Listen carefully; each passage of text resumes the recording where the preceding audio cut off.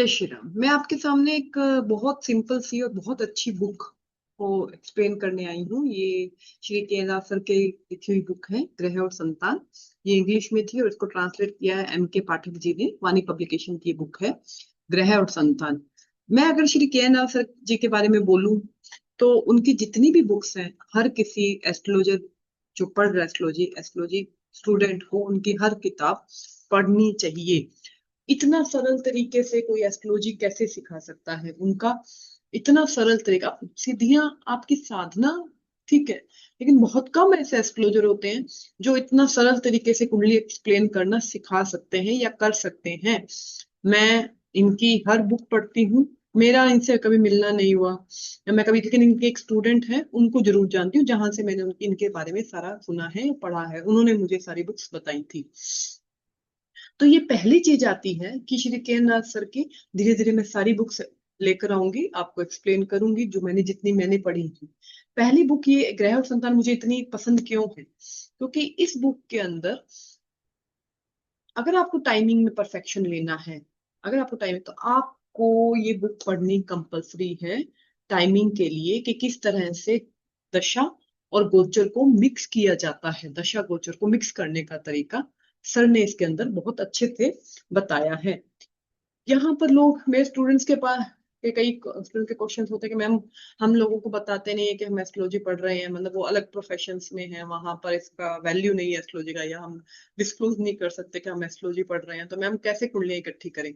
मैं हमेशा मेरे स्टूडेंट्स को एक बात बोलती हूँ कि आप बुक्स उठाइए।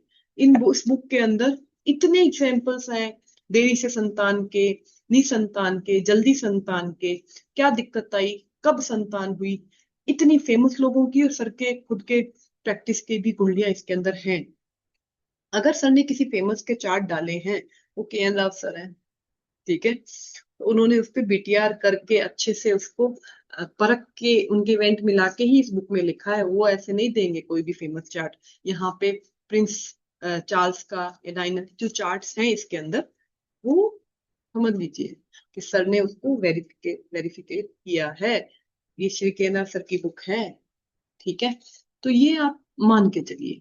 अब हमें बुक टाइमिंग और इसके अंदर उन्होंने D9 में हमें कैसे देखना है, D10 में हमें कैसे देख, D7 में हमें उन्होंने सप्तमांश में, जो मैं क्लास में सिखाती हूँ आप लोगों को कि ग्रह मतलब बीज सप्तुष्ट और शत्र सप्तुष्ट को भी इसमें उन्होंने एक्सप्लेन किया है। तो किसी भी बुक को पढ़ने का तरीका, आप बोलते हैं, लोग बोलते हैं मैम बुक्स नहीं पढ़ी जाती, बुक्स के नियम एज इट इज नहीं लगते। मैं आपको बोलती हूँ, ये बुक पढ़ लीजिए, इस बुक के नियम एज इट इज लगेंगे, ये मेरी गारंटी है। इस बुक के बेस पे मैंने संतान के लिए इतनी प्रिडिक्शंस की हैं, और उन भगवान की ब्लेसिंग है, उसी वक्त में उनकी संतान हुई है। एक या दो देखो, सब चीजें आप 100% नहीं कर सकते, एक दो चार्ट हैं जिनमें नहीं हुआ है, बट 90% चार्ट पे उसी टाइम पे, जो टाइम मैंने दिया है उसी टाइम पे संतान हुई है। तो ये तो आपको मानना पड़ेगा मेरे, आपको यहाँ पर। अब उन्होंने उन्होंने यहाँ पर सबसे बड़ी बात, उन्होंने उपाय भी बताए हैं। उन्होंने यहाँ पर उपाय भी बोले हैं कि संतान के विलंब होने पर उपाय क्या होने चाहिए और कौन से चार्ट में आपको दिखेगा। इसके अंदर एक चीज और है, इसमें संतानहीनता को तो बताया है, लेकिन इसमें एक चीज और है कि संतान होने के लिए कंपल्सरी, जैसे हम लोग बोलते हैं कि सप्तम भाव में शुक्र बैठा है या कुंडली में स्व राशि का शुक्र है तो शादी तो होगी। कुंडली में सप्तमेश स्व राशि का है, शादी तो देगा। अदर चीज है कि वो बाद में सेपरेशन देगा, बहुत सारे कॉम्बिनेशन में क्लास में सिखाए हैं मैंने। लेकिन शुक्र अगर सप्तमेश, शुक्र सप्तमेश की स्थिति अच्छी है तो शादी देगा, तो एक बार शादी बचा भी लेगा। सेम वो नियम इन्होंने यहाँ पे बोला, पंचम पंचमेश और नवम नवमेश की स्थिति अच्छी है तो संतान तो होगी। अगर स्थिति अच्छी नहीं है इन दोनों की, संतान होने में दिक्कत आपको आएगी।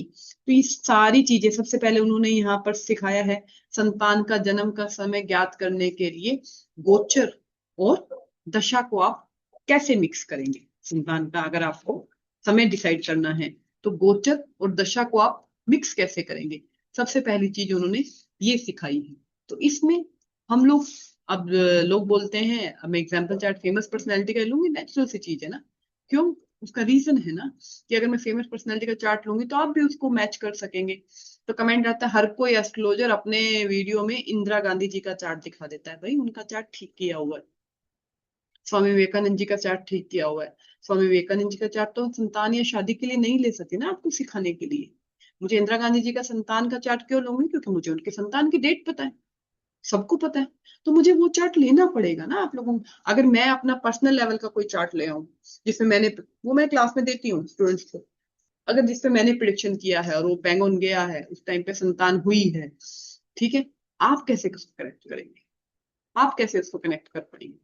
तो संतान के लिए जब हम संतान का चार्ट देखते हैं, इस बुक को जरूर पढ़िएगा, इस बुक को जरूर जरूर पढ़िएगा। इस बुक के अंदर लास्ट में उन्होंने हर ग्रह के, गोपाल संतान मंत्र तो है, उन्होंने हर ग्रह के एक एक नियम, मतलब उपाय के, अगर केतु की वजह से दिक्कत आ रही है तो क्या है, राहु की वजह से दिक्कत आ रही है तो हमको क्या उपाय करने चाहिए, ये सारी चीजें उन्होंने इसमें बड़े अच्छे रूप से दी गई हैं। तो मेरा एक बहुत, और उन्होंने संतान गोपाल मंत्र का नियम भी, मतलब किस तरीके से उसको करना है, पूरा उसके अंदर दिया गया है।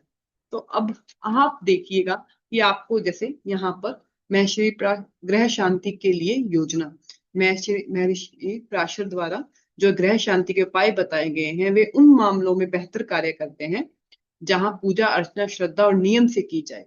मैं हमेशा बोलती हूँ कि उपाय जब श्रद्धा से आप एफर्ट लगाते हैं ना किसी उपाय में, तब वो उपाय कारगर होते हैं। आप गोपाल संतान मंत्र 43 डेज तक करेंगे तब वो आपके काम आएगा, किसी और करने से नहीं काम आएगा वो आपका। तो इन्होंने साफ लिखा है, जहां पूजा अर्चना श्रद्धा और नियम से की जाए वहां पर ये बेहतर कार्य करते हैं। तो संतान के लिए यहाँ निम्न उन्होंने उपाय बताए। अगर संतानहीनता का कारक बुध और शुक्र बनते हैं तो भगवान शिव की आराधना करनी चाहिए। अगर इसके तंत्र चंद्रमा बनते हैं इसके कारण संतान ना होने के, तो मंत्र यंत्र या औषधि दवाई द्वारा ये होगा। आज के समय में आईवीएफ। राहु के कारण हो तो कन्या दान के द्वारा किसी जरूरतमंद की कन्या का विवाह करवा दे, या विवाह में कुछ आप दान दे दे। यदि केतु के द्वारा है तो गौ दान देना चाहिए। यदि केतु के कारण हो तो रुद्र जाप, रुद्राभिषेक जिसको बोलते हैं, वो आपको करना चाहिए। इन सबसे ऊपर और सदियों से जिसकी उपयोगिता सिद्ध है, वह है श्रद्धा से हरिवंश पुराण में लिखे गए संतान गोपाल मंत्र का श्रवण और पठन। ये साफ इस बुक में लिखा गया है, हम क्यों इधर उधर भाग रहे हैं? श्री केरला सर ने इतनी अच्छी बुक, मैं कोशिश करूंगी उनकी हर बुक को एक्सप्लेन करने का, लेकिन सर ने अगर इतनी अच्छी बुक, इसमें साफ लिखा गया है, एक चैप्टर है 11 नंबर पे, जहां लिखा गया है संतान जन्म में आशीर्वाद, जिसमें संतान अवश्य होगी, वो तक इसमें नियम दिए गए हैं। और मैं कह रही हूँ नियम लगा लो, ये इनकी इनकी किताब पढ़ लो, आपको दिख जाएगा। अब हम एग्जाम्पल में देखते हैं कि इस पूरी बुक का सार क्या है। इस पूरी बुक में श्री केरला सर जी ने जो नियम बताए हैं उनको हम प्रैक्टिकली रूप से कैसे अप्लाई कर सकते हैं। उन्होंने यहाँ पर संतान के लिए, मैंने आपको बताया कि गोचर से और दशा को मिक्स करना उन्होंने सिखाया है। तो यहाँ पर हम एग्जाम्पल चाहे श्रीमती इंदिरा गांधी जी का लेते हैं, उसके हिसाब से हम समझते हैं कि हम कैसे इसको एक्सप्लेन कर सकते हैं। तो श्रीमती इंदिरा गांधी जी का चार्ट है 19 नवंबर 1917। हाँ, मैं इसमें बीसीपी ऐड अपना करती हूँ। मैंने हमेशा बोला है कि दशा गोचर मैंने श्री के अवसर जी के लिए है, और बीसीपी में अपना जो मैंने सप्तऋषि एस्ट्रोलॉजी से सीखा है वहां का मैं ऐड करती हूँ। तो बीसीपी यहाँ पर अब हम इनके संतान, हम संतान, पूरी बुक की संतान पर है तो हम संतान पर डिस्कशन कर रहे हैं। ये टाइमिंग ऑफ इवेंट की सबसे अच्छी बुक है, तो आप उसके थ्रू जॉब वगैरह भी देख सकते हैं। आज हम संतान की बात करते हैं। तो यहाँ पर कहा गया है कि विंशोत्तरी महादशा के अंदर लगन, पेज नंबर 39 के अंदर, विंशोत्तरी महादशा के अंदर लगन लग्नेश, पंचम पंचमेश और नवम नवमेश की दशाओं में संतान आपके होती है। ठीक है। और बीसीपी में अगर हम काउंट करें, राजीव गांधी जी जो उनके प्रथम संतान थी, उनका बर्थ है 20 अगस्त 1944। ठीक है। तो 1944 तक अगर मैं बीसीपी भृगु चक्रवर्ती के हिसाब से काउंट करूं तो 1917 में प्लस 12 के 29, 29 में प्लस 12 के 41, तो 41 में वापस इनका लगन एक्टिवेट हुआ। ठीक है। कब? नवंबर, उनके बर्थडे से। तो बर्थडे नवंबर 41 लगन एक्टिवेट, बर्थडे नवंबर 42 सेकंड हाउस, नवंबर 43 थर्ड हाउस। नवंबर 43 से थर्ड हाउस टिल नवंबर 44, जब तक उनका बर्थडे नहीं आ जाता। तो राजीव गांधी जी का अगस्त में बोर्न हुए, तो थर्ड हाउस एक्टिवेशन में है। थर्ड हाउस का स्वामी इनका फिफ्थ हाउस से बैठे हैं, तो संतान से संबंधित कोई इवेंट यहाँ पर दिखाता है। अब हम आ जाते हैं दशा के ऊपर। दशा में जो इनका नियम है, पंचम लगन लग्नेश, पंचम पंचमेश और नवन नवमेश की दशाओं में आपकी संतान होगी। तो राहु महादशा सर ने बोला अंतरदशा और प्रत्यंतर तक आप जा सकते हैं इस नियम के लिए। तो अंतर में हम लोग जाते हैं उस वक्त शनि का अंतर। अब एक सिंपल सी अगर मैं कहूँ बुक को पढ़ने का तरीका क्या होता है, सर ने बोला है लगन लग्नेश, पंचम पंचमेश और नवम नवमेश, लेकिन यहाँ पर लगन में बैठे ग्रह भी तो उसी भाव का रिजल्ट देने के लिए आए हैं ना, ये हमको प्रैक्टिकली उसको देखना है। तो लगन में शनि बैठे हैं, जो जिसकी दशा चली है 1941 से लेके 1944 तक, मतलब अगस्त, इसके अंदर अगस्त 44 आ गया है। अंतरदशा प्रत्यंतर दशा, प्रत्यंतर दशा पे अगर जाऊं उस वक्त के लिए, तो गुरु की प्रत्यंतर दशा जो नवमेश है, नवम भाव का स्वामी है। तो ये नियम एज इट इज इस कुंडली में लगता है, पंचम पंचमेश नवम नवमेश लगन लग्नेश। तो इनमें बैठे ग्रह भी हम ले सकते हैं, सिर्फ उनको नहीं देखेंगे। अब इसमें हम गोचर, बीसीपी में थर्ड हाउस एक्टिवेशन था, थर्ड हाउस से नवम भाव थर्ड हाउस का स्वामी पंचम में बैठा है, दशा ने भी इसको सपोर्ट कर दिया। अब इसके बाद हम लोग जाएंगे ट्रांजिट पे। तो 20 अगस्त का हम लोग ट्रांजिट लेंगे, 20 अगस्त 1944, क्योंकि संतान का जो चार्ट है वो आपका गोचर चार्ट है उस दिन का। अगर संतान का जो भी चार्ट है, संतान का चार्ट क्या है, आपका दैट डे का गोचर चार्ट। तो गोचर चार्ट हुआ ये, उसको हम जगन्नाथ और सौर बेस में जाते हैं चक्रास में, वहां मिक्स टू वर्गा के अंदर जाएंगे। तो जो इंटरनल चार्ट है वो श्रीमती इंदिरा गांधी जी का चार्ट है, और आउटर चार्ट है वो राजीव गांधी जी का चार्ट है, मतलब कि ट्रांजिट चार्ट। ये आपने देखा, इनर इज नेटल चार्ट और आउटर ट्रांजिट चार्ट। तो हमने यहाँ पर सर ने नियम दिया है, शनि गुरु और मंगल के गोचर को हम देखेंगे जिस दिन संतान हुई। शनि का गोचर यहाँ पर चल रहा है इंदिरा गांधी जी के 12वें भाव में, मतलब मिथुन राशि में। तो यहां से अगर मैं काउंट करूं 1 2 3, तो उसकी तीसरी दृष्टि जो है वो मंगल पर है। मन नेटल का मंगल कहाँ पे है, लियो में, जो कि पंचमेश है। तो शनि अपनी तीसरी दृष्टि से पंचमेश को देख रहा है, और अपनी 10वीं दृष्टि से नवम भाव को देख रहा है। अगर 10वीं दृष्टि देखूं तो नवम भाव को देख रहा है। तो शनि ने तो 2.5 साल के लिए परमिशन दे दी संतान के लिए। अब इसको छोटा कौन करेगा, गुरु ग्रह। अब यहाँ पर हम देखते हैं कि गोचर का गुरु, कुंडली का नटल गुरु है 11th हाउस के अंदर, और गोचर का जो गुरु है वो दूसरे भाव में 5 ग्रह गोचर कर रहे हैं। यहाँ पर मरकरी, मून, उस दिन that day, mercury, moon, Jupiter, Venus, ठीक है। और तो ये 3 4 5 ग्रह यहाँ पर, सूर्य भी वहीं पर है, तो 5 ग्रह यहाँ पर गोचर कर रहे हैं। लेकिन हम जुपिटर को देखेंगे तो गुरु ग्रह है हमारा, पंचमेश के ऊपर गोचर कर रहा है। गुरु ग्रह का गोचर पंचमेश के ऊपर है।